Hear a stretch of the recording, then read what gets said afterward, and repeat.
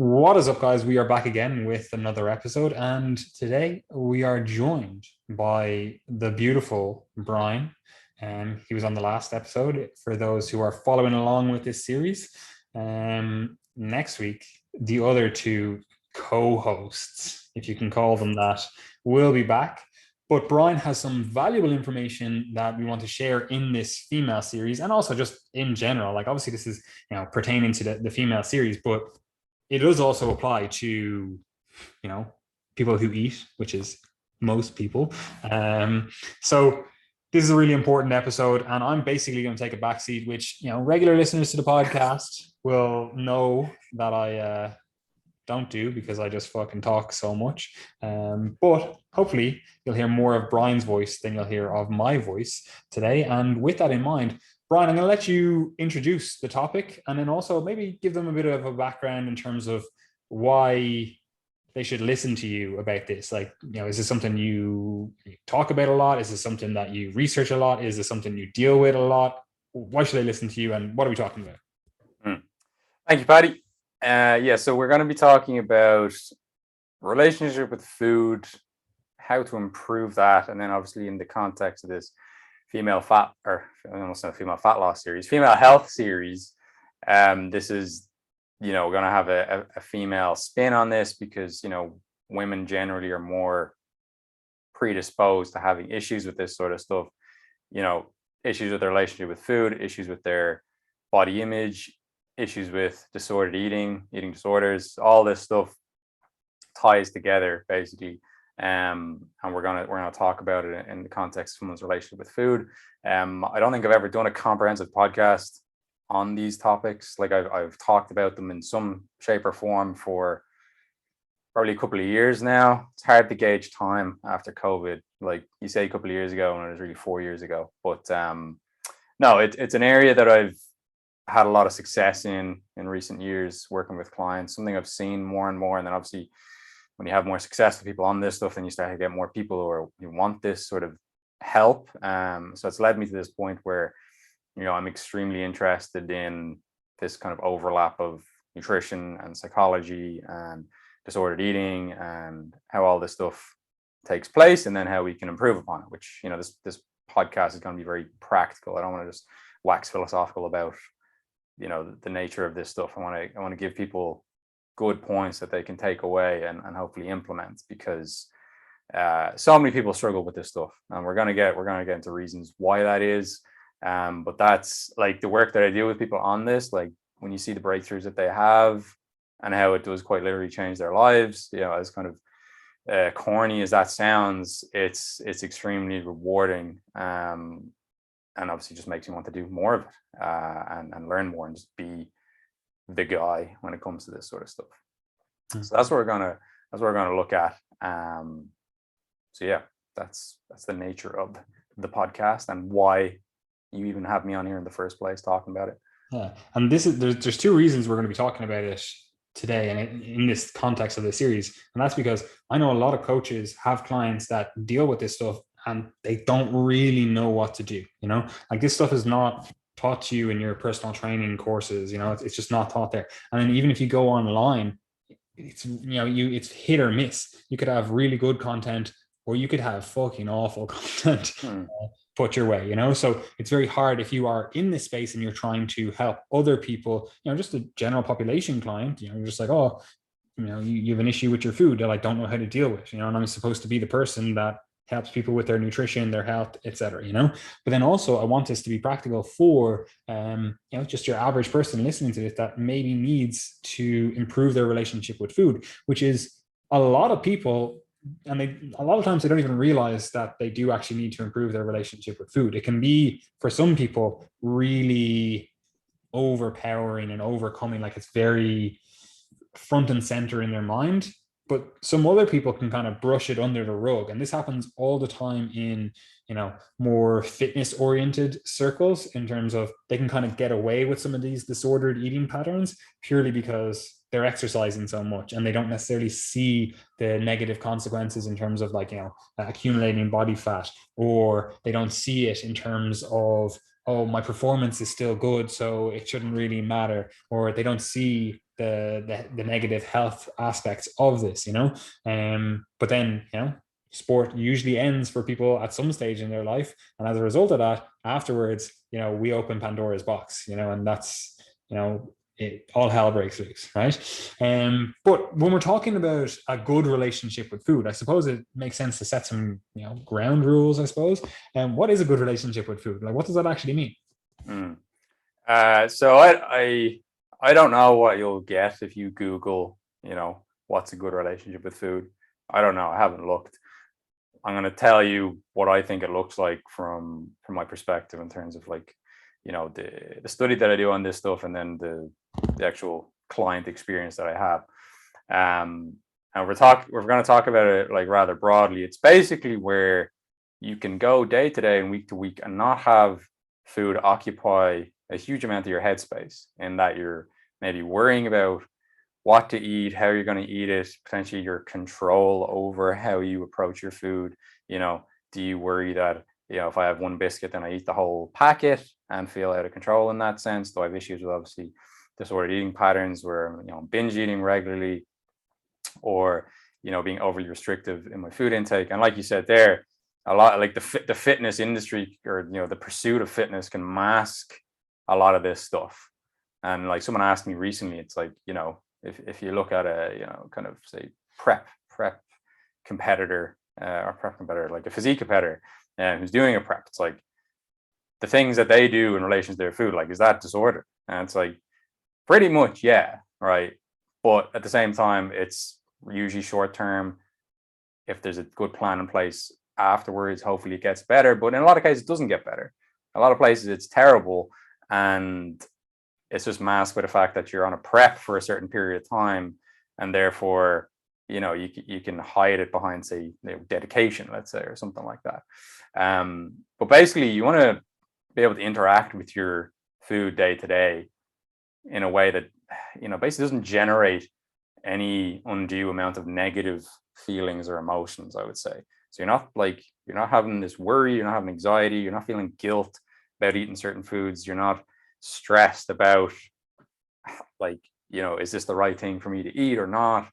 Those are the sorts of things I'm looking at when someone has a good relationship with food. Like, for you and I, Paddy, we have good relationships with food. We don't think about it that much day to day. We kind of think about, okay, what are we going to eat? Yeah, I want to eat something that tastes nice, and then helps you with this, second part of this, which I would class as like, does your food help you to live a life that you're happy with, basically, that you want to live? Or does it pull you down a little bit? And I think that's a really good distinguishing factor, because for the people that I work with on this stuff, it's nearly always the case that it's dragging them down to a large extent. It's occupying this huge amount of headspace, huge amount of energy, like physical and mental energy day to day. Like I find this quite interesting. For anyone who wants to talk about like food as being only physiological, it's like, why do people who binge eat feel exhausted as a result of binge eating? They've consumed so much energy, right? So they're definitely eating enough calories. There's nothing else wrong from that side of things, yet they feel exhausted. It's mentally taxing. It's really mentally draining that they have to deal with this shit. So for me, it's, does your relationship with food complement your life? And again, you can, in certain elements of fitness, you can mask this stuff, because it's like, oh yeah, no, it helps me get shredded, and so that's clearly what I want to do. But what's behind and what's underneath all that is like, why do you want to get shredded in the first place? Is that coming from a good or bad place? Which is something we need to talk about in the course of this podcast as well. But for me, that's basically what a good relationship with food would look like, if I'm trying to define it here.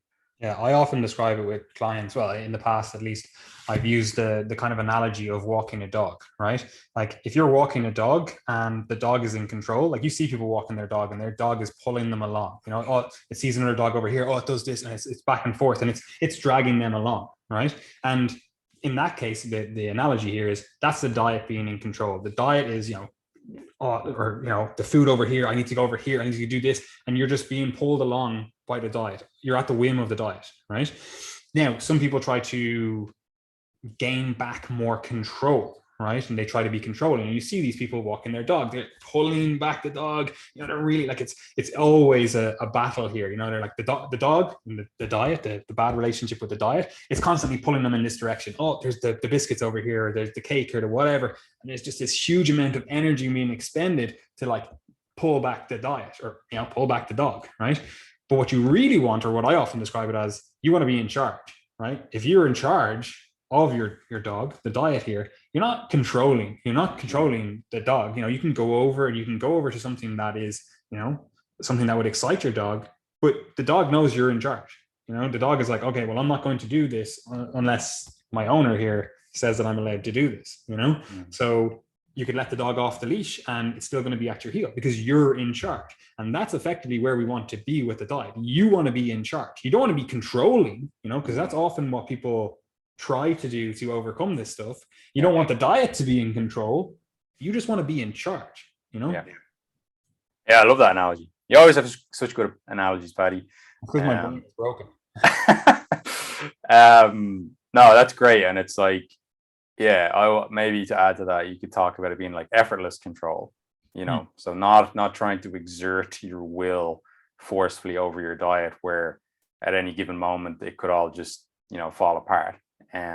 That's not really control. And like you said, it's definitely something that happens a lot as people try and double down on this control aspect, which often just looks like being overly restrictive, or there's other things in their life that aren't going as planned, and food and their nutrition is something that, and exercise as well, is something that they can take a good hold of, so it's like, oh, it's fine, I have control of this, but everything else is kind of burning down around me. So that's a pretty common response that you see like in this area is, certain things aren't going well, but something that people have learned to do is exert control over their nutrition, and then it's not really helpful, but it's just a coping mechanism of sorts. And like you see this all the time with like full-blown eating disorders. Someone who say is anorexic, like they're trying to exert their will, they're trying to exert their control, like they're trying to claim back some of that control by excessively restricting calories. They're just like, I need to get these as low as possible, and that's how I'm going to be in control. But you're still not in charge then. You're not the one that's in charge. You're still being consumed by these thoughts around the diet. The diet is still dictating where we go with this stuff. And you see this in the fitness industry a lot. It's this kind of quasi disordered eating disorder, space where people talk about this stuff, right? And you can still see that these people are battling with these demons, these issues, because they're still talking about it all the time, and there's a hard thing to kind of go around where it's like, you want to bring attention to this stuff, right? But the fact that you talk about this every single day or every single week still shows to me that this is something that is consuming a large part of the mental real estate for you, whereas people who are, they have a good relationship with food, they're not being dictated by their food choices, their food selection, whatever, like they just don't think about this stuff. So it's a hard one to navigate, because you want to bring attention, you want to educate, you want to help, but you don't want it to be all consuming. It's one of these ones that's especially prevalent, this kind of lack of authenticity in the fitness industry at times. So you can, this happens a lot. It's like, someone can be posting looking like everything is happy and merry, but then you as their coach are looking at their check-ins and you can see it's very, very different to that. I think that's obviously my kind of sample is somewhat biased here, but I think that's something you see a lot of with this relationship with food stuff, because like someone could be talking about, loving themselves and X, Y, Z, and like giving off the appearance that they have a good relationship with food, but then you as their coach see that it's not actually the case, because they're still working with you very diligently on this. And that's, it's not a problem that they need help, but there is sometimes a disconnect. And you just reminded me of it there, in terms of what you're talking about, that, the fact that someone's talking about this stuff so much, are they actually in a good place with it? And, I want to make this very clear as well for especially any professionals listening to this. You don't need to have this stuff together for you to be able to help people. All right. That's something that I see so much, PTs that come to work with me. they're like, they have a poor relation with food, they have issues with this stuff, and they're like, how can I go and try and help people when I don't have this shit together? It doesn't matter, right? You have the skills to help people, and you have the capacity as a coach to do that, or you don't. It doesn't really matter that you have your own shit together, because none of us have our shit together completely, right? And I think that's good to get that as a public mess, or a more public message, like in this context. But yeah. 100%. So let's get really stuck into this. Why might women be more at risk for this stuff? Why might they be at more risk of a poor relationship with food? Yeah. So like if you look at say eating disorders, like full-blown eating disorders, they're more prevalent in women, for sure. Now there's potential reporting issues on that, could be why that is, but there's many psychosocial factors that play into how these might come about. I will say that binge eating is about 50-50. So about same proportion of men and women deal with binge eating, specifically with things like bulimia, anorexia. Seems to be more women dealing with that stuff that we know of. And I think a large part of this, like one of the biggest driving forces for, say, disordered eating, poor relationship with food, a lot of it comes back to body image and trying to manipulate what you look like for various reasons, right? So if you're listening to this, I'll put the question to you. It's like, how do you know what you're supposed to look like physically?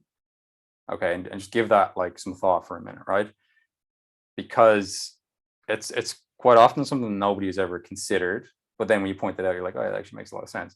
And then when you look at like things like media, cultural and beauty ideas, these kind of social pressures, especially for women, like men have these as well, and it's more in line right now because these are ever changing, right? So let's get into that in a second. But men, it's more like you need to be fucking jacked, right?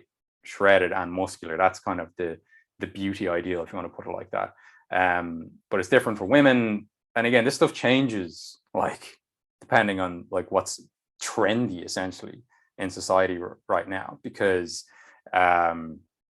you could, if you go back maybe like the 1950s or thereabouts, you can find literal ads for women like in magazines and stuff to say, eat some more butter on your food so you can like be more curvy, basically, right? And then if you look at kind of the 90s, like the feminine ideal was more like this like supermodel, like super skinny look.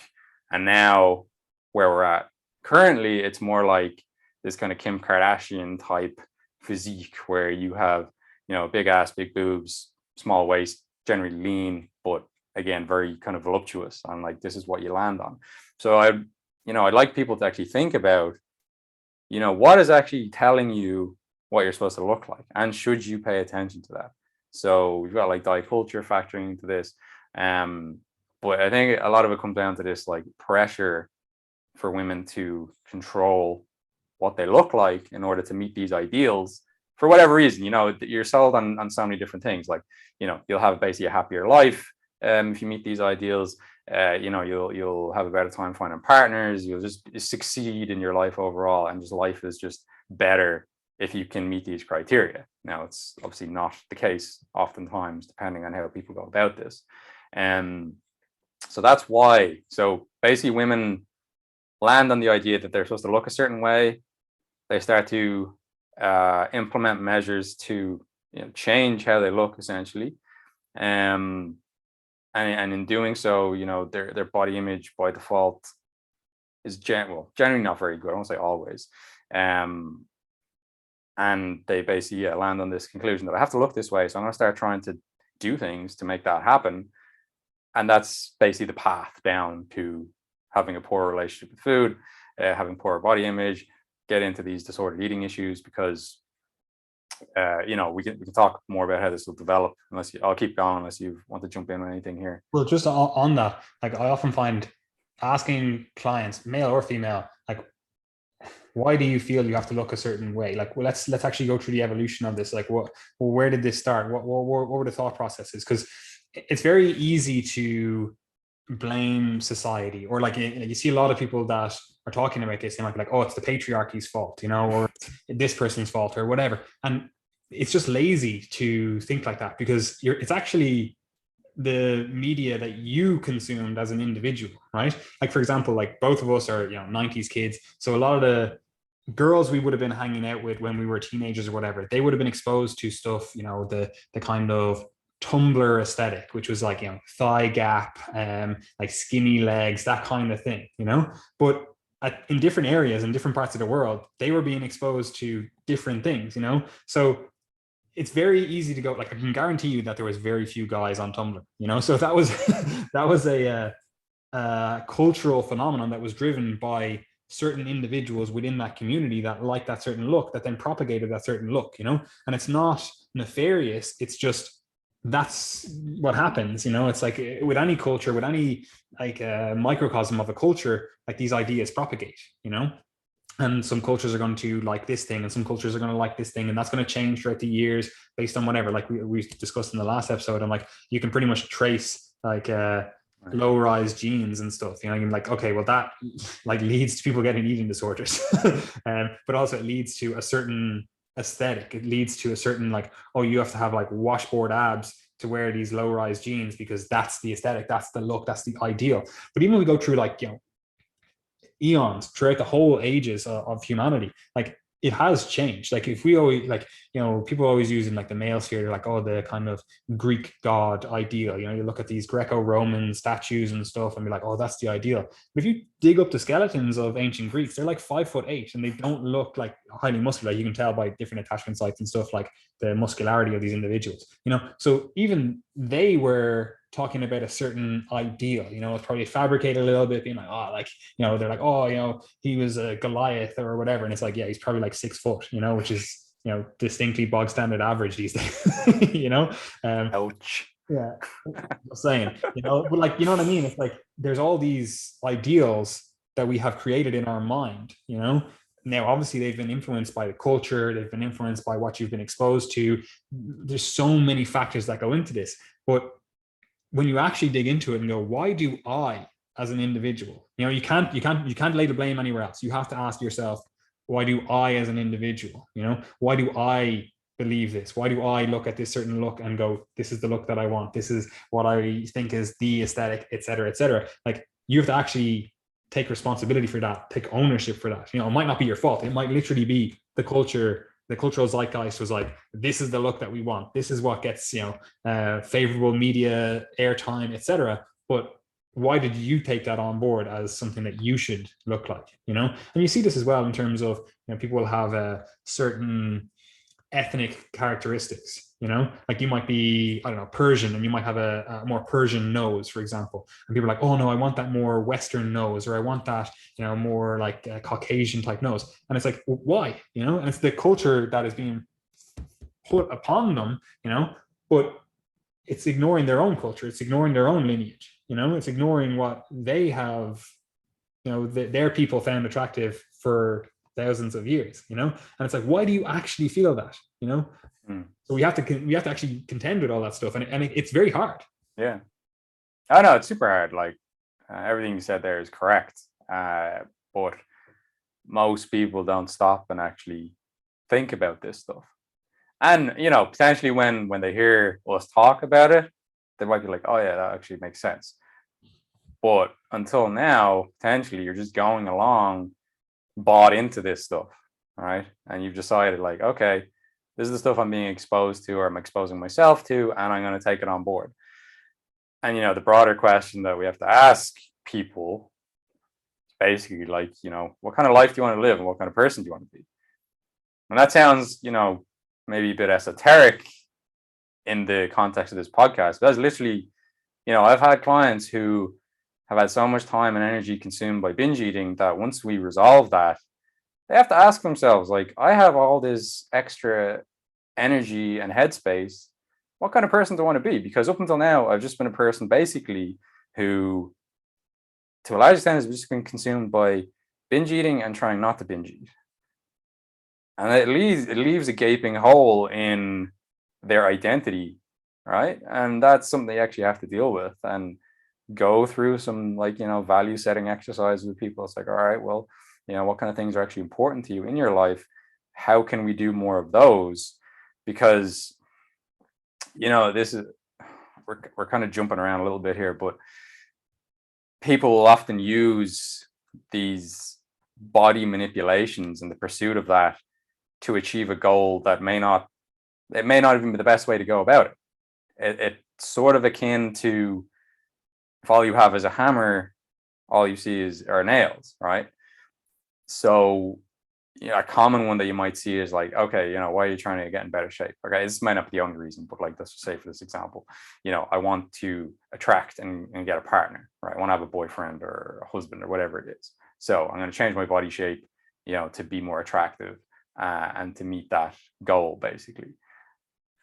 But they never, and because of these things that you're kind of sold in the media, like we've just spent some time discussing, you may not consider it's like, all right, what else is actually important in trying to achieve that goal? Like, is that the only thing? Is it going to change how I look? And then bam, I'm going to be in a healthy, thriving, happy relationship. Like, not necessarily. Like, you need to be able to connect with another person. You need to be able first to go, like, make it so you can go and meet people. You need to overcome any issues you might have with that. So there's like so many things that you can potentially work on when you actually examine what your goal is. Like, what are you actually trying to get out of this stuff? Because you're not just trying to change your body to change your body. Like, you're trying to achieve something as a result. So what are you trying to achieve? And are you taking the most direct route? Are you making things harder for yourself, or not even actually aiming properly at where you're trying to get to at all? But like some of the other ways that people maybe, like, we all end up with these like beliefs around food and like what our body should look like and so on and so forth. And that's obviously the context of this podcast. So, presumably you're gonna have to buy into all the things we just spoke about, right? In terms of the cultural influences, let's just call them that. But something I often find is, people inherit these beliefs along the way, and like a lot of it sadly comes down to your parents. If your mother has dealt with this stuff like for a large part of her adult life, and she's in and out of Slimming World or Weight Watchers or whatever it may be, they're just generally what I tend to see. You as her daughter, unfortunately, probably have inherited some of these beliefs about both, what you're supposed to look like, what foods are good and bad, what foods have sins and what don't. And basically you inherit a lot of your relationship with food from your mother. And it's usually the mother because, depending on what age somebody is listening to this, like, the fathers didn't have as much pressure on this sort of stuff, I don't think, put on them. Now it's a little bit different. I think there's more pressure on men to satisfy some of these ideals. But I think dads could just look like dads and have the dad bod, and it was no major issue. And then you may inherit more beliefs around this stuff through the process of trying to change things. So, maybe you go to like Weight Watchers yourself and you start to pick up your beliefs from them. Maybe you hire somebody to try and help you get into shape. Maybe it ends up being one of these crash diet approaches. So you learn that, okay, the way I succeed with this stuff is like I eat 1,200 calories a day and I train 6 times a week and I follow this meal plan and there's no flexibility on that. And that's how I get results. You're obviously not going to have a good relationship with food if that's what you learn works, erroneously. You learn that is the way. So it kind of taken, like, there's layers to this. So in one sense, the way that you may be trying to achieve a certain goal by manipulating your body shape, then you might be trying to achieve that body goal through a crash diet, because that's maybe all you've done. So, if you hire somebody and they tell you, cut out basically all carbohydrates, how do you expect to have a good relationship with carbohydrate foods when you believe that they are a limiting factor in you achieving this goal that you want to achieve with relation to your body, which then leads on to another goal that you're ultimately trying to achieve, essentially being happy and like enjoying your life? Basically, that's a lot of it, just boils down to that, if you want to put it really succinctly. And then, there's so much of this stuff perpetuated online, and like, the way there's an increase in popularity of like, what do they call it? It's like mixing reels, where on Instagram, where like what Gary did with James Smith's video the other day, like whatever that's called. I think it's called mixing or something like that. But like, it's terrifying, the conviction that some of these idiots speak with about certain topics related to nutrition and health. And it's like so cringy because like they're so wrong in so many aspects. And they're like, yeah, bet you didn't know that, did you? That, you know, whatever the fuck they're talking about. And it's actually scary, like seeing some of that stuff like crop up more and more now, because people like us are using it for content, basically. You know, people that be in the same sphere, but like the amount of conviction that, I know this has gone off on a tangent, the amount of conviction they speak with is terrifying. And you know, it is a literal minefield for people to try and navigate this stuff. So you're getting bombarded with all this stuff that tells you basically this is how you achieve your goal. And you know, basically you need to detoxify your body, and that's why you're carrying the amount of body fat you're carrying. So just do this juice cleanse and that's going to solve your problem. So getting into all these fad approaches that teach people that certain things are good, certain things are bad, you can't do this, you can't do that, you have to do things this way, leaves people with just an awful relationship with food, because then they get this fear and guilt and anxiety. You know, some people will have experiences where they're berated by their coach or trainer or whatever it is for, you know, having a bad week, or the one where like they're like texting them on, if they see they're on a night out on Instagram, it's like, well, don't be eating that, like you better not be, you better having low cal drinks there. All that ridiculous shit just culminates in someone having a terrible relationship with food potentially. I'm going to stop in a second and let you actually add something. That was all fantastic. Like we see this all the time when we do what are we going to call them? Sales calls, we'll call them. No, someone's coming to us and they're like, look, I want to see if you guys can help me, right? And we often bring them through a kind of exercise on the call where we're like, right, well, what are we actually aiming towards? What's the end goal with all of this? Like, what are we, if you were to work with us, you know, for let's say the next 5 years, what would you come away from that and go, yeah, I learned absolutely everything that I needed to give me results, to get results, to sustain results for the rest of my life, you know? And you kind of need to look at that from the longer term perspective. You need to look at it from the, like, what am I going to look back when I'm 70 and think, you know, what am I going to look back having taught my children these same habits, these same tools? Like, what am I going to think? Did I give them the best tools for the job, or did I just give them, you know, the only tools that I had available to me, you know?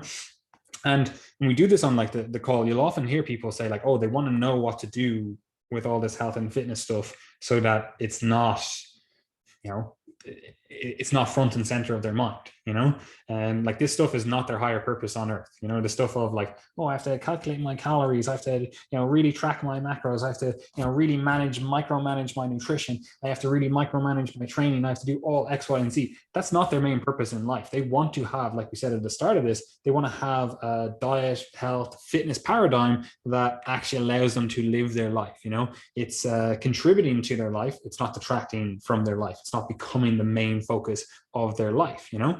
And what we often describe it as, like, a lot of people find themselves in a position where they have these sheets of paper, you know, and that's all their health and fitness knowledge. It's like, here's how to squat, here's how you do your leg training, here's how you do your nutrition. And a lot of these pieces of paper, they're actually just wrong. You know, they've scribbled stuff down that they heard somewhere else, and, you know, they got it from social media, like you're saying, or, you know, the information is actually just not correct, right?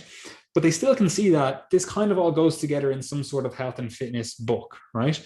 But through a combination of them missing information, they don't have the full context, through them having, you know, poor information, and simply just not knowing both what to write in its place, not knowing how to actually write the chapters, the paragraphs, etc., and then also not knowing how to put it all together in a succinct manner, they're left in this position where they're always just trying to reshuffle the papers around, kind of like, I'll put this together with, no, that doesn't work. I'll do that. No, that doesn't work. And it's very frustrating. It's very hard to find that like signal through all the noise, right? So what we aim to do with our coaching is, okay, here's what we have to do. This is the end goal with all this stuff. We want you to know how to do this stuff. These are the tools. This is how we think about this stuff. This is how we organize this stuff.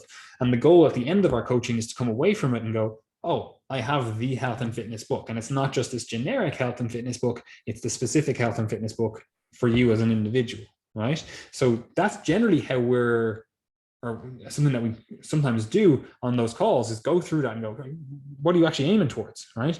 And people want that book, but they might not even realize that they want that book, right?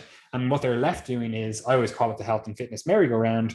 They try this approach, they reshuffle the pages around, they try the approach, they go around the merry-go-round, and then they step off, and they've been putting in a load of effort. They've basically been pushing that merry-go-round themselves, and then they step off, and they're in the exact same position they were beforehand, you know? Yeah. Probably with another disordered eating thought, another issue, another something else going on, because they've expended all this energy and, you know, they're having a bad time of it, but they're no closer to their goal at the end of the day. They're potentially even further away from it because they're dizzy now, they're disoriented, you know, they've expended a lot of energy, and it's very hard for an individual to navigate that stuff effectively on their own, you know?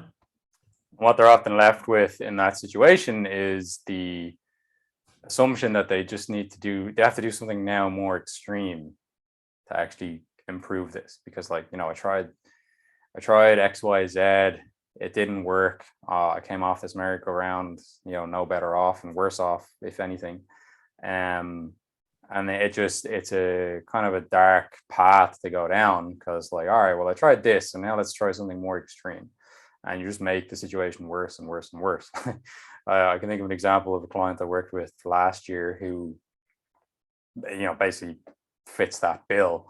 And she revealed to me, like, a few weeks in, that when I initially told her how we're going to start things, she was a bit like, you know, what the fuck? Like, that's too simplistic. And I have tried thing after thing after thing. I clearly need something, you know, special here, and you're not giving it to me. But then, of course, she did realize that what I was giving her was what she needed, and I got the results, and getting just more extreme with it was just sending her further in the wrong direction. So yeah, just to be aware of that, you know, it's not a case that you need to become more extreme, more restrictive. Whatever it ends up being is probably not going to get you to where you want to be. I wanted to add as well that people will use, obviously, food as a coping mechanism in many ways. So essentially, like, to simplify this, like, okay, you feel a certain way, you don't want to feel that way, you want to do something about it. The do something about it for a lot of people that I'm obviously working with on this stuff is eat. Okay, so again, you could learn that this behavior for you works, right? It's one of the main reasons we engage in behaviors repetitively, like, they have some sort of benefit. So that's something I always like to point out to people is, like, you know, say you do binge eat in response to stress or some sort of emotional angst, you know, you are getting something from that. So the way I like to phrase, because people often feel like, obviously, they're fighting against themselves. They're like, why do I keep doing this? Why do I keep doing this? Like, that's often the internal dialogue, and then external dialogue when they're talking to me about it. But in reality, I want them to think about, like, what are you actually gaining from your eating behavior here? And what does it do for you? And it's, you know, in a lot of cases, it's self-soothing, makes them feel better, you know, temporarily, obviously, until then all the kind of food guilt and stuff washes in over them, and that just makes things worse. But in the moment, they feel better. They're not having to feel, maybe they're just numbing things out. They're not having to feel whatever it is they were feeling that they want to deal with. You know, so nearly all behavior is there to solve a problem of some sort. So if the problem in this case is you feeling a certain way that you don't want to feel that way, and you're not happy to, like, sit with it and actually examine, okay, why do I actually feel this way, which is really the direction you need to go with this stuff, you know. And sometimes that can be, you know, lead you to dark places depending on what you've experienced in your life. You know, if this is coming from some severe traumatic event, then you probably need to do this with a professional, and not me. Like, I'm not a professional in that context, but, you know, there's layers to this, as there is to everything. But basically, yeah, you learn that, okay, if I have this problem, the solution to it is eating. And it's very, very common, obviously, with the people that I work with. So it is a response that you've learned works well, even if it does seem, you know, self-destructive at times. It does serve a purpose. But that's obviously another big element to if someone has a poor relationship with food, that's not helping them live their best life. Yeah, like I always like describing it like you do as well. It's like this is your current solution to this current problem, right? So we just need to figure out better, I'm putting that in quotes, solutions to this problem. Now, we as professionals in this realm might have certain tools, but we might not actually be able to solve this problem because you might actually need like counseling to solve this problem. So we can put a band-aid over it and give you better coping mechanisms or better tools, better solutions here, but that doesn't necessarily take away the problem. For some people it might, but for some people it might be, this is just another tool that you have in your toolbox, but it's not fixing all the things. So I suppose the next point becomes like, how do we actually go about improving our or your relationship with food? Or maybe we have a client that's dealing with some of this stuff. Like what's the process? Yeah, the process is going to look, like anything that you want to work on. You have to set up some goals, right? So obviously you've come in to work with me or Dean, and you said you want to improve your relationship with food. Okay, we have to get somewhat clear on what that looks like. Okay, so basically I will ask everybody who comes in with these sort of goals, number one, how would you describe your relationship with food right now? And number two, how would you like it to be different? So let's say you do, 5 months of coaching or whatever it is. What's going to be different for you in your relation with food at that point? And this can be more challenging than, say, a body composition goal, because it's quite easy to say something like, oh yeah, I'd like to be 10 kilos lighter or leaner, whatever it is, right? So with this one and the goal setting here, you often have to consider, okay, the way I frame it for people is like, basically you wake up in the morning, 5 months down the line, this stuff is all massively improved. What's different about your life? You get up and, it's going to look like things like, I get up and I'm not immediately thinking about how I'm going to manage my food intake all day. I'm not immediately thinking like, shit, am I going to binge later? Do I need to throw this stuff in the bin so I don't eat it? It's that sort of stuff. And that ties back to what we talked about at the beginning in terms of defining what is a good relationship with food. So, and what I just said there is that's quite obviously occupying a huge amount of headspace for that person. So the like moving towards a situation where it won't do that. But this is going to be, slightly different for each individual. So they need to think about this. They need to think, what am I actually trying to get out of this? And what that feels like, what's different. And then, we can potentially get to work on that and see, because then we have something to aim at. Like until you go through that exercise, you don't really have something to aim at.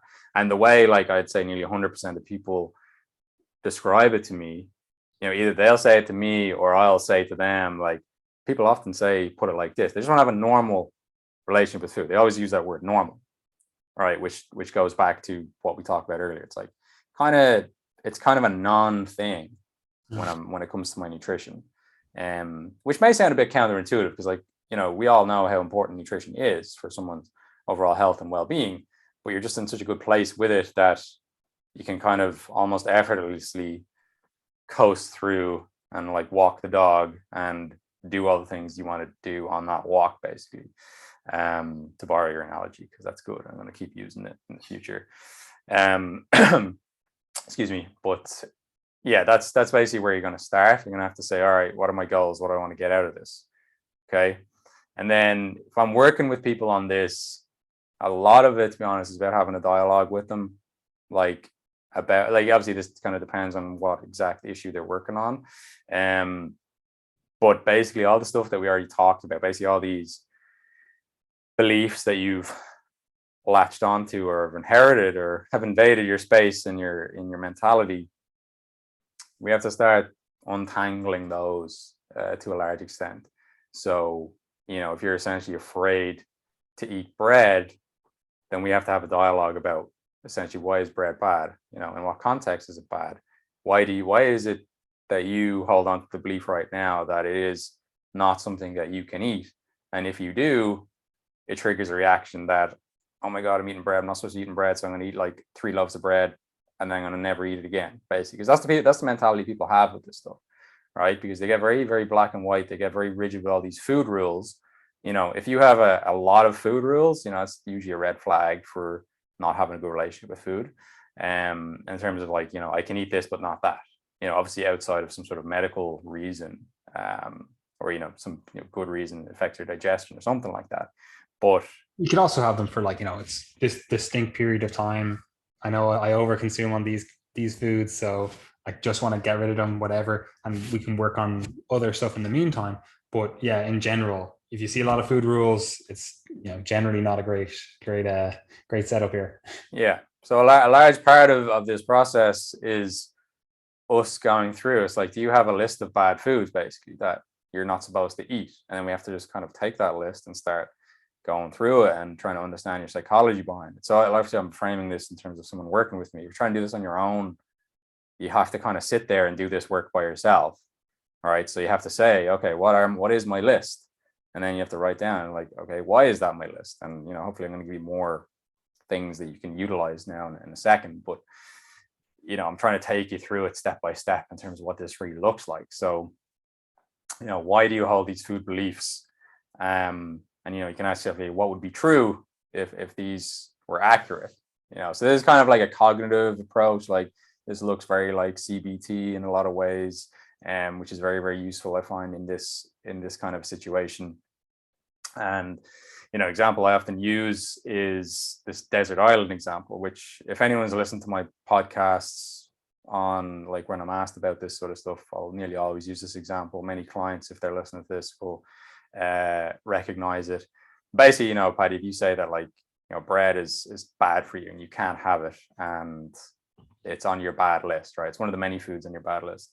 Well, if you look at why that is, so I might say to you, Paddy, okay, let's imagine that I've transported you to this desert island, right? And it's a very, very unidyllic desert island. Okay. It doesn't have like, loads of coconuts and mangoes and things like that. There's not loads of game for you to hunt with your bow and arrow that you would assumably fashion. Basically, you're sat there on this desert island with nothing except water. And for whatever reason, I can fly a drone into you every day and it drops down a batch of Brennan's white bread. Okay. So in that situation, is this food now good or is it bad? Because in your initial paradigm, it's like bad. I can't eat that food. In this context, it's literally going to keep you alive. Okay. It's the only thing that's going to keep you alive, give you a source of energy. Yeah, you're going to run into some micronutrient deficiencies. Like, to be fair, the bread will be somewhat fortified. So you're not going to thrive, but you will continue to exist. Okay. So how then can we decide that bread is just bad as a blanket statement? Okay. And then people might argue that, okay, yeah, that's fine. That's fine and well. But when I eat bread, I just can't help myself. Okay. And that's something we need to get into. But what I described already is usually why that comes about. So if you tell yourself you can't have something and then you end up having it and, quote unquote, breaking, you're going to absolutely go to town on that stuff and all the other stuff potentially that you're denying yourself, because you're quite literally in your mindset saying, I can't and I shouldn't eat this stuff, so I'm never going to eat it after this point. That's basically your goal. So you have this goal that I'm never going to eat bread. So I fucked it up now. I'm eating bread. I may as well make the most of it because I know, I essentially want to go the next 40 years without eating it. Like, that's the mentality. And I know it sounds a bit daft. It's like laying it all out like this now, but that's what it looks like. And then what we're going to do is, take this list of bad foods and start working them into your diet. Okay. In small quantities, right? So this is kind of like exposure therapy that we're going to do. You'll generally want to start with the foods that are like least bad in your mindset. So let's, if bread is enemy number one, then I don't know, a banana could be a good example of something that's like, yeah, I'm not really supposed to eat that because like fructose and sugar, but it is fruit, so maybe there's a bit of leeway on that one. So we might just start adding in some banana a little bit. If you're having porridge or something, like put a few slices on, see what happens. Guys, and this is something I say to all my clients in this capacity. It's like, I can tell you all the things that I'm going to tell you. I can lay it all out for you. I can say this is how it's going to go down. But until you get actual in the trenches evidence that this stuff is working for you and everything doesn't fall apart when you eat some banana, you won't really fully believe me. you might 80% trust me because, realistically, you've signed up to work with me. You've seen, okay, Brian obviously knows what he's talking about in this context. He has a lot of testimonials. He helps people with this stuff. This is what I'm going to try. But you might be only 80% there until you start to see the stuff that's working for you. You see you're not binging. You see that you're having banana. It doesn't destroy your health or your body composition. Okay. So we're going to try and do that with basically all the foods that you have, issues with, essentially. A lot of this is going to incorporate mindful eating practices, a lot of which we discussed on the previous podcast because they're useful in a digestion context. So they're also useful here. Because like generating more mindfulness and self-awareness is a big part of improving this situation, because basically binge eating is the opposite of being mindful. Like binge eating is characterized by literally tuning out. People often describe it as being like, I feel like I was literally outside my body watching myself do this. Okay, so that is completely mindless, right? And a lot of people's eating is mindless in this context because, again, they're like thinking, oh, I'm not supposed to eat this, so fuck, I'll just get it into me and get it over with, right? Before I get like caught, quote unquote. So we got to slow things down. We got to give them that reassurance that like, okay, it's all right to actually have some of these foods. Let's see what happens. You have to give yourself permission to eat them first and foremost, though. Otherwise, you're just going to panic and overeat or throw in the towel or whatever. So a lot of this stuff in reality is uncomfortable, but it's just like going to the gym. Like you go to the gym and you lift weights and you feel the burn and you don't want to keep pushing reps out, but you do because you understand that there's a benefit to be derived from it. So most of you have no problem with going through some discomfort, which is kind of ironic in some cases with binge eating because, it's an intolerance to feeling what you're feeling at that moment in time. But basically, if you're going to be mindful, you're going to generate more self-awareness. You need to be able to articulate what it is you're feeling. So in the normal pattern, it might be, okay, I'm feeling, well, I actually don't know what I'm feeling because I haven't stopped to think about it, but there's something there and I don't like it. So boom, let me go to the chocolate, make that feeling go away, or at least block it out. So, this is where we use like the feelings wheel. A lot of my clients be familiar with the feelings wheel because we're generally very, very bad at articulating our feelings. People use blanket, if they even get this right, they use blanket kind of terminology where it's like, oh, I felt stressed. It's like, what does that really mean? Like we all kind of know what it means, but like, what exactly were you feeling at that moment in time? So you can just look up the feelings wheel if you listen to this and want to try to do this by themselves, or if you have clients who want to help with this stuff. And basically the goal is to notice and name what you're feeling. So, okay, first of all, I'm being mindful, being self-aware.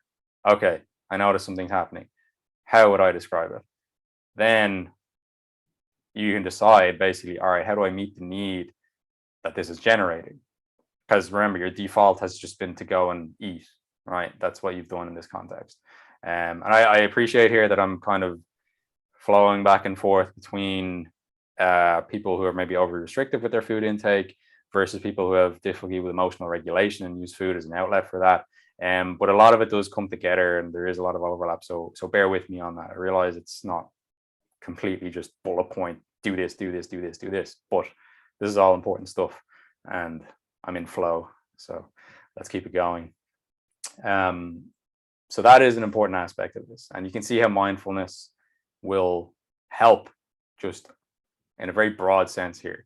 And then what we get into is when people have issues with, they have these foods that they say they can't control. So this is what comes back to the argument that I made before. It's like, yeah, that's fine, Brian, like desert island situation, I'd eat the bread, but when I eat it now in my just normal day to day, I just can't stop. Right? I don't feel like I can control it. And it's not true. It's all these things that we've already discussed, or I've just talked at you more so. All these things that we've discussed that lead you to believe that you shouldn't be doing this. But when you can take a step back, be somewhat mindful, give yourself permission to have these foods. And we do a mindful eating exercise. There's many ways that you could label it. One that I like is like, you imagine that you're an alien and you've come down to earth and this is your first time seeing this food stuff, whatever it may be, so how would you approach that? You're there, you're interacting with all the other humans, and you're seeing that they're all like tucking away at this stuff. So it's probably safe to eat, it's probably not poisonous, but then what would you do with it? So you're basically going to look at it.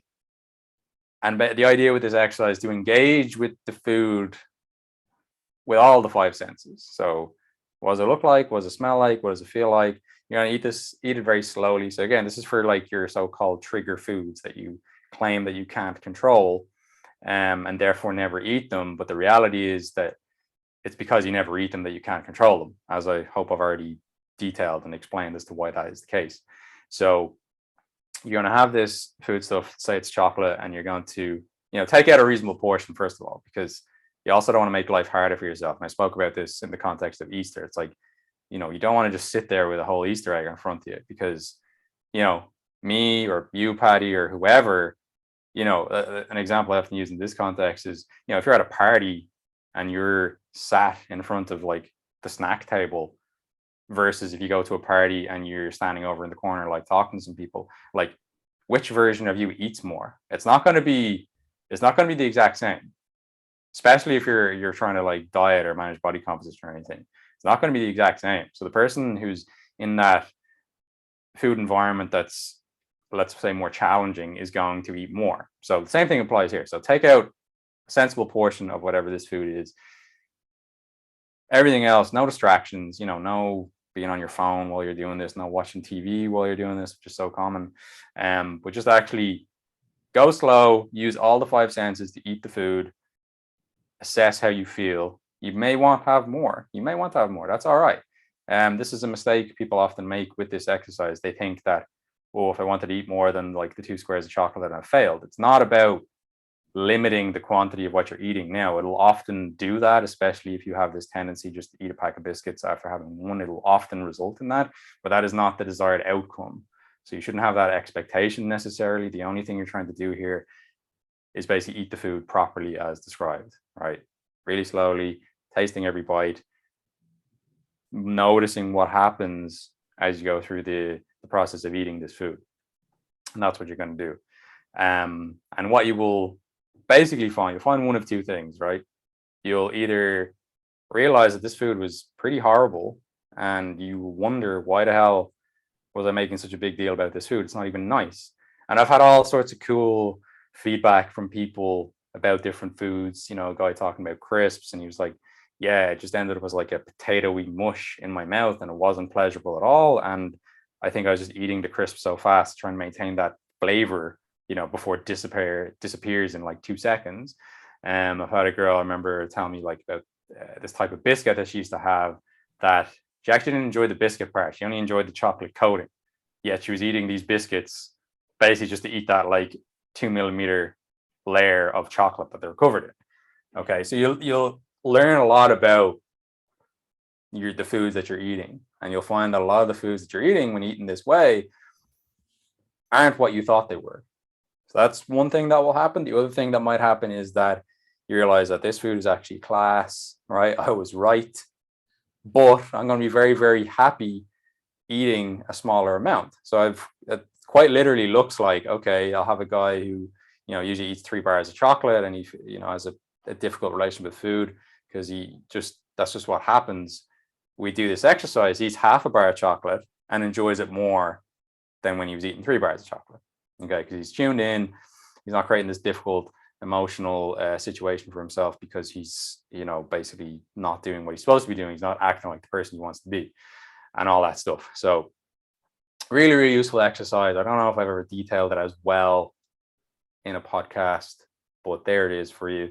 I get people to do this a couple of times a week generally, to get practice. And then obviously the ultimate goal is to use it in acute settings or spontaneously, let's say, so that they basically see that, oh, this food actually is not a trigger. It's just all these different things that influence how I eat it is what made the difference. And then they basically realize, okay, I actually have a good relationship with this food now. Okay.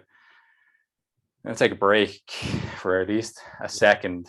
One of the questions that you'll often get when you do try to improve someone's relationship with food, like all of these things, these are great protocols, these are great tools to use. And, you obviously have to get that initial buy-in. That's the first part of this. You actually have to have someone that wants to change, which is actually quite hard. You'd think people like, oh, this is really controlling my life, but oftentimes people don't want to put any effort into changing this. And that's okay. They might not be in the place, they might not be in the perfect headspace to be able to deal with this right now because of, I don't know, whatever else is going on in their life. That's okay, right? But let's assume we get the buy-in, right?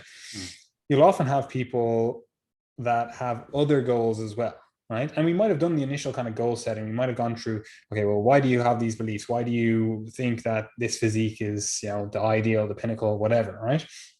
And that leads them to this situation where they want to work on their relationship with food, but they also have fat loss goals, right? So two things happen here. They either are binge eating, let's say they're binge eating, and they're not achieving their fat loss goals because they're binge eating, right? So they know what they're currently doing it isn't working, it isn't producing results, but they're hesitant to move away from that because they don't know if the methods you're going to employ will lead to fat loss results. But then also, if they just have a poor relationship with food in general, and there are cases of like, oh, this is my trigger food, and this is this and this, and you're trying to work through all that stuff, are we able to achieve fat loss at the same time? Or is it a case with both of those things, just poor relationship with food and then maybe binge eating? Do we just have to forget about fat loss for now? We'll do that in the future, but right now it's the relationship with food that we have to deal with. What's your kind of, timeline with that stuff? Yeah, it's a good question because of all the things we talked about at the start, someone may get to that point where they accept and acknowledge that they need to work on the relationship with food and they know they want that to get better, but they haven't quite relinquished, the influences of, but I also need to look a certain way. So are they competing goals or contradictory goals to some extent? I don't think so, because like it's kind of a different conversation to have at times, because people can be quite dichotomous about this. Like either you're anti-diet and you're 100% in on like body acceptance, body positivity, health at every size, all that, or you're like, no, everyone can just get fucking shredded and that other stuff doesn't matter. And it's like, I want to tread the line, because if someone genuinely wants to make changes to their physique, or it could be from a health standpoint, like they could have excess body fat that they want to lose so that they are healthier and they live longer and they can keep doing the things they want to do, like that is absolutely not okay to just ignore that if that's what someone wants to do. Now obviously we want to assess like where this is coming from, and there's a lot of context and nuance to this, but just basically fat loss is not inherently bad. You just need to get that in your head, because I know a lot of people, they do make it out as if, like, if you're in this space and you're talking about it, you could read a lot of stuff that makes it out like, oh, if you even have a thought about fat loss, you fucked it already. You've got all these internalized beliefs, it's disordered. Disordered, whatever. It's like, no, like fat loss is not inherently bad. It might not be a good goal for you as an individual, but that doesn't mean across the board it is bad.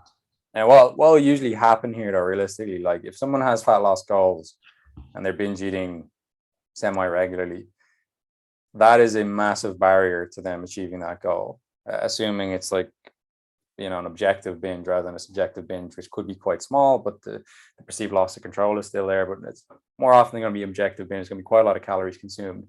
Like that is a pretty bad situation to be in if you're also focusing on fat loss, because you're literally undoing a week, maybe 2 weeks more work in one sitting.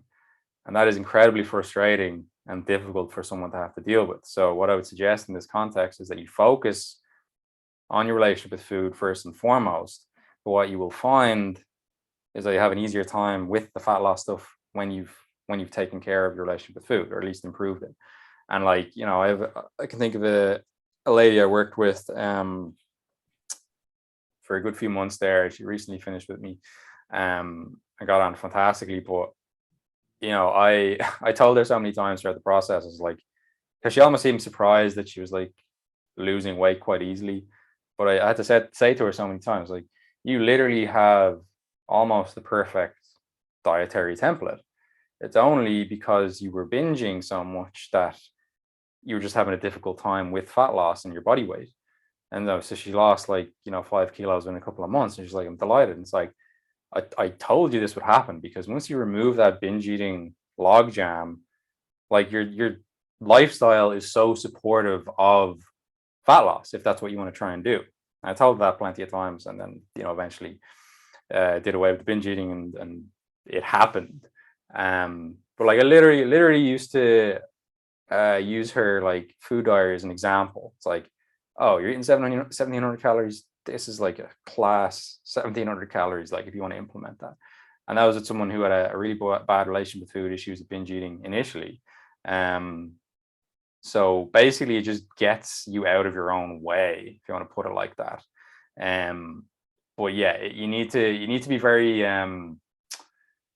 committed to parking the fat loss goals, like being authentic about that, and not being like, yeah, that's fine, but like secretly being like, oh, can't wait for the fat loss to come about. Because like in most cases it will happen, but you're gonna have such an easier time of it if you make your relationship with food better, and then you can go and pursue that. So that's fine. Like, I think trying to focus on fat loss, being in a big calorie deficit, depends on where someone's at. Like, obviously depends on like their starting point, the kind of foundation that they have with all the factors that are relevant here. But for the most part, I'd be saying, look, at least give this a few weeks where we're not actively trying, because then it basically, like if you decide the fat loss is a goal and you're still having issues with binge eating, which I will say is common, just because you hire me to help you with this doesn't mean you never binge eat again from day one, and I rarely, well, no, I won't say rarely, I never make that promise. I never say to somebody, yeah, after X amount of weeks, you will never have a binge eating issue again. But what I do say to people is it'll become so infrequent that it will no longer negatively impact your life in any way.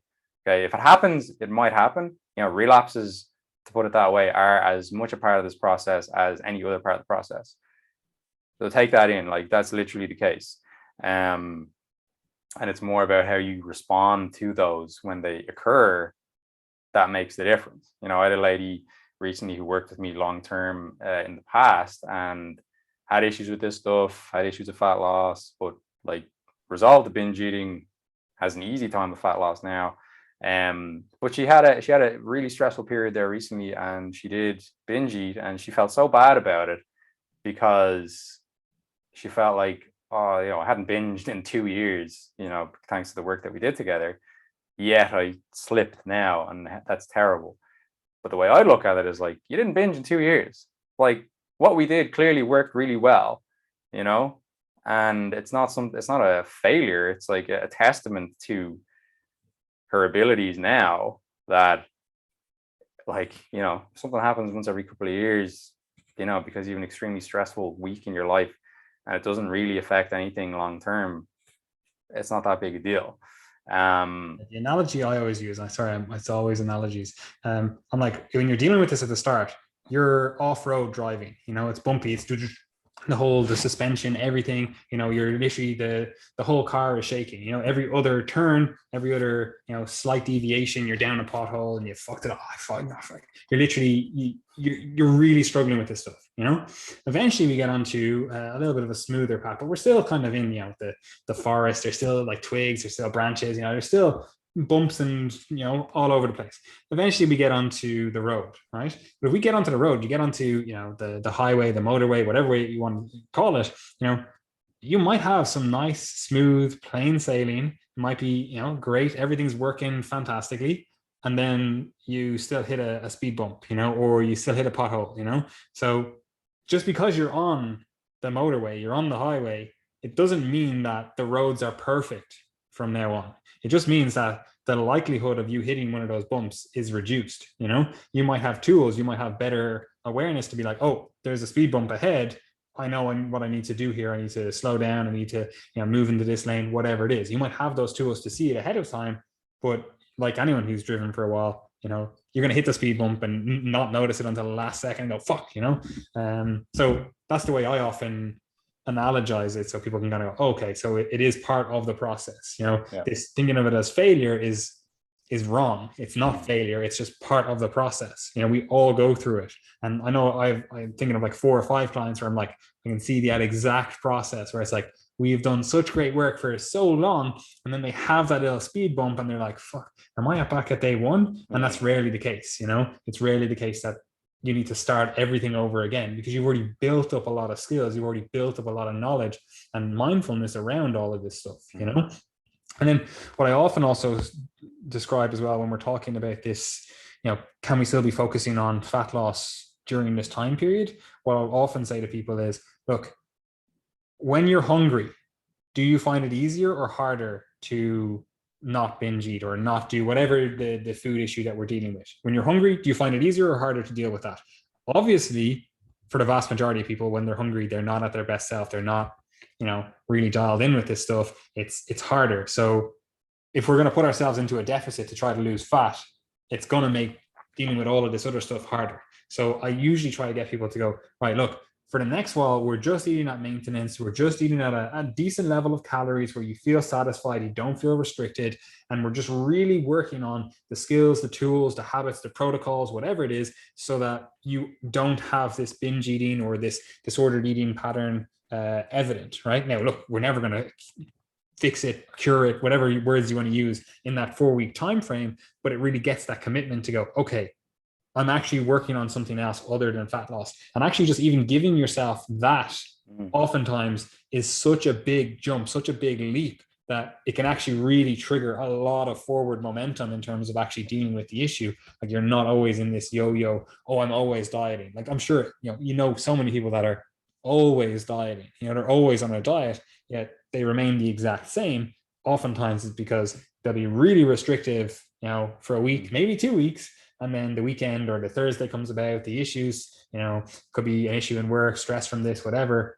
Boom, we're binge eating and I'll start again on Monday. And ultimately, they're still eating in a surplus or at maintenance across the week, but they're eating 1,000 calories Monday to Thursday, which is not ideal. Yeah.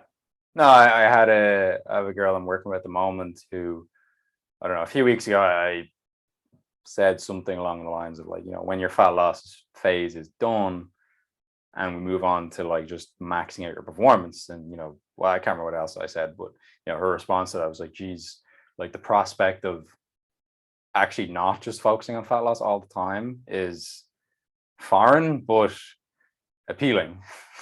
So you just see it all the time where people like have one thing that they attempt to do, and that's to lose body fat. And even when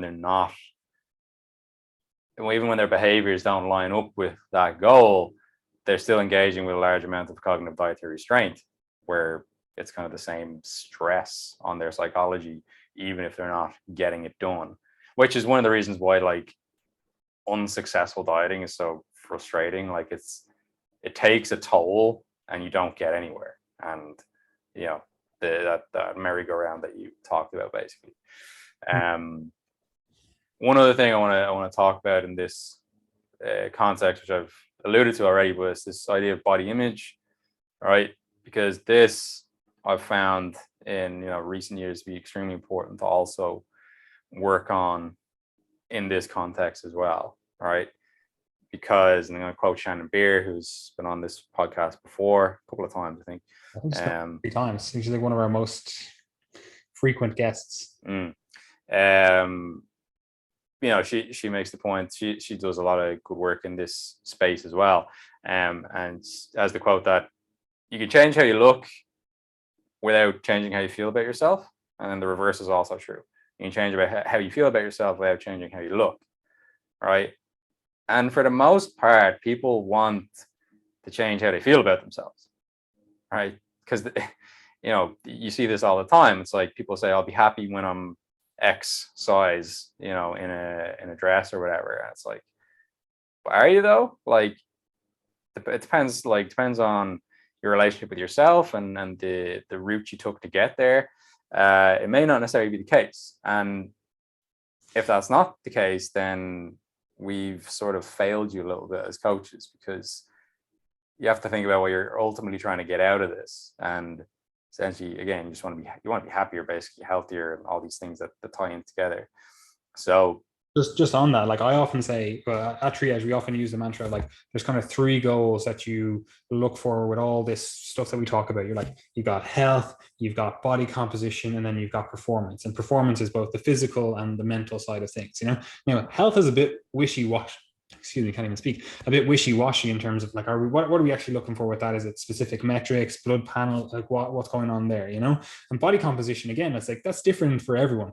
But what you can use as a kind of more practical way of thinking of those three categories, and this isn't lined up perfectly, but it's how do you look, how do you feel, how do you perform? You could change, you could be focusing all your energy on how you look, and it might not change how you feel, it might not change how you perform, and conversely, you could be focusing on one of the other ones and it's not changing the other ones, and that's really important to understand, that you've basically got these three things to look at when you're assessing what's going on. How do you look? Do you like the way you look? Okay, maybe you don't like the way you look. Why is that? Is it changing how you feel? Okay, it would changing how you look change how you feel? Oh, it would, or you think it would. Why is that? Let's actually just start questioning that. And conversely, it's like, if I changed how you feel, like, do you care how you look? For example, if I was to say, you step on the scales, let's say 75 kilos in your mind is, like if I weighed 75 kilos and I step on the scales, I would hate myself. I would, I'd be off the charts, sad, emotional, angry, frustrated. And then if I was like, right, you're going to weigh 75 kilos, but you're going to look exactly how you want, down to the T. If you were to be like, mental map of this is the exact body that I want, but you weigh 75 kilos, would the weight matter to you then? And obviously people are like, no, obviously the weight wouldn't matter to me then, So we have to be really clear in terms of what we're actually trying to impact here. And again, I often use that kind of, how do you look? How do you feel? How do you perform? And how do they tie into each other? Would you be happy performing a certain way, being like, oh, I got leaner, but my performance tanked. I wasn't as present with my family. I wasn't as present in my job. I wasn't as able to train as hard in the gym or my sport or whatever. Would you be okay with that? Are we okay with those trade-offs? And we just have to have those conversations so that we can really dial in on this stuff. Yeah, 100%. So yeah, basically we want to also work on this body image stuff simultaneously, because you have to ask you, like, what are you ultimately trying to achieve with, making these changes to your body composition? And, can they be achieved by doing some more inner work, or if not achieved, at least complemented by? Because like I said already, I'm very happy to help someone lose weight, lose fat, all that good stuff. But I don't want it to come about and they don't feel any better about themselves. So that's why we do this body image work. That's why we do exercises in that regard. And as well, like I said at the start, like huge amount of what drives this disordered eating and poor relationships with food is trying to influence your body image to achieve a certain outcome. That's, we've detailed that to a large extent already in this podcast, so I don't need to go through it again. But that's, why we're trying to do that work. And, I can think of an example of a lady who just finished working with me. There's different things she's done. First of all, like, binge eating is reduced back to almost nothing. Like I said, it's never like 100% nothing forever, but it's almost nothing. But she's doing things like going to dance classes that she would have been really nervous about going to because of like how her body looks. Going for group C swims, again, thoughts of anywhere seeing her in a swimsuit. It just, a few months ago, it was just a no-go. But we do this work on body image, and all of a sudden it opens doors to that sort of stuff, which can often lead you to where you want to get to with this stuff. Like I said already, towards the beginning. So we're actually not going to have time to go into much detail on this. I may have to do another episode on this potentially, but basically there's exercises that we do here to help improve people's body image. Any clients listening to this will probably be pretty familiar with them. And a lot of it comes down to, developing more body gratitude, modifying your behaviors around that like reinforce negative body image, so things like body checking, that sort of stuff. Again, really figuring out like what kind of person do you want to be and how do you want to live your life, right? And seeing, what ways can we do that besides just changing how much adipose tissue is on your frame, right? And a lot of that comes back to, again, identifying what your values are, what's important to you, how do you want to live your life, what kind of person you're trying to be. So again, this may not be like, all this stuff may not be what people expect when they come on board to do nutrition coaching with me to do this kind of work, but this is what we do, and this is what it takes. And it's immensely rewarding to see so many people have breakthroughs and then be able to go and live the life they want to live and be the person they want to be. Yeah, exactly. Anyway, look, you have to go somewhere. We won't reveal where. We won't reveal where. We'll just on the down low, be real cryptic. But you have a hard out, so we're going to wrap it up here. But is there any final parting words that you want to say? Anything where I don't know. Obviously, look, if someone's dealing with this stuff and they think they need help, you have coaching spots available. You're always available for consultations. Dean is also available. He has coaching spots available. If it's more the full coaching aspects, like myself, Gary, Nicola, and Shane are able to deal with this stuff. Obviously we refer to you. That's why we hired you. That's why you're the head of nutrition. That's why you're the guy for this stuff, So if we have an issue, we always lean internally and be like, Brian, how do I deal with this person? What do you think we need to do? We might do an internal consult, whatever, right? But other than that, maybe someone wants to try go it alone. Do you have any kind of parting words for them or any parting, information? Obviously, look, they've just listened to whatever, an hour 40 or an hour 30-minute podcast. So there's a lot of information there, but you know yourself. Yeah. I mean, basically putting all the things together that I've gone through in this podcast. Those are the steps. There's very little, besides maybe the body image stuff that I didn't have time to go through now. So the specifics of those exercises, I've tried to give you at least something on those. But as for the rest of it, I think I've been pretty straightforward and this is what it looks like. Now, obviously, it's very different when you hire me as your coach and I'm having this dialogue with you. And we're using some of these, CBT techniques, we're using some of these ACT techniques. But though, I suppose, doing some personal research into acceptance and commitment therapies. The Happiness Trap is a really good book. For that's immensely useful just in general, and it can definitely apply to a lot of these situations. But basically all the things that we discussed. You need to set some goals. You need to understand why your relationship with food is the way it is. And you need to start working with yourself on this stuff and doing the introspection. And people don't like to do that stuff. People don't like to do it. People like to go to the gym and, scan their stuff in MyFitnessPal. They don't really like to examine who they are when they're just alone with their thoughts, right? But that's what it takes. None of us are 100% comfortable doing that. But that's what's going to take. I'm definitely sadistic because I fucking like doing that stuff. I'm if I was in the position that Stalin was in, would I do the same things that he did? I'm putting myself in those positions and I'm yeah, okay, I'm actually a fucking terrible person. I probably would do X, Y, and Z, but look, that's just me. Yes. What a nice way to close out, huh? But no, it's all these things I've talked about, mindful eating. It's you have to set up some process goals. We have an abundant amount of content on goal setting. There's clips from, you've done podcasts with Gary on this recently, towards the start of the year, whatever. You can listen to those if you need help with trying to establish some goals on this. And then it's just basically getting to work. It all kind of works the same way. You have a goal, you figure out what it is you're aiming at, you decide what processes are going to get you there. The process is basically all the things that we've discussed today. And it's just about getting to work and being consistent with those, like you would with any other goal.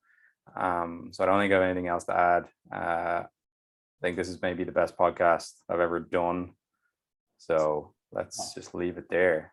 Oh, fantastic. Anyway, anyone who's been listening, if you are interested in reaching out, look, our contact details are below. If you want to find out what we do, you can follow us on Instagram. That's where we put out the most amount of information. Obviously, you can join the email newsletter. You get content that's not seen anywhere else. You can follow us with any of the links below, YouTube, TikTok, or some of us are on TikTok or whatever. You can find information about us, right? But if you are dealing with this stuff, I would just say, it's a very hard journey to do alone. And that doesn't mean that you need to, get coaching from Brian. But what I would recommend is actually talking to other humans, right? Talking to other humans about this stuff, because once you voice and you actually try to articulate the issues that you're dealing with, it really does make it a lot easier to actually deal with in your own mind, right? Like I often say that the human mind is meant for dialogue. We're not meant to just be listening to our own thoughts in just our own head. We're a hypersocial animal. Why would you think that being in your own head is a good thing? Like only being in your own head with these thoughts is a good thing. We're supposed to work through ideas together collaboratively, right? So talk to people. Doesn't have to be Brian. Obviously, look, Brian's a fantastic coach. He'd be able to help you, but it could literally just be your granny, your mother, your friend, your brother. I don't know, someone that is there to just listen to your thoughts. But other than that, guys, we're gonna wrap it up. We will see you again on the next one. We'll probably get Brian on, maybe even Shannon as well, to do some sort of body image stuff and talk through that stuff. We'll see how this whole female series goes. And what I would say is, look, it really does help us if you share, like, subscribe, do all that stuff with the podcast, because then more people see it, and that helps more people, which is ultimately the goal. Anyway, guys, peace out.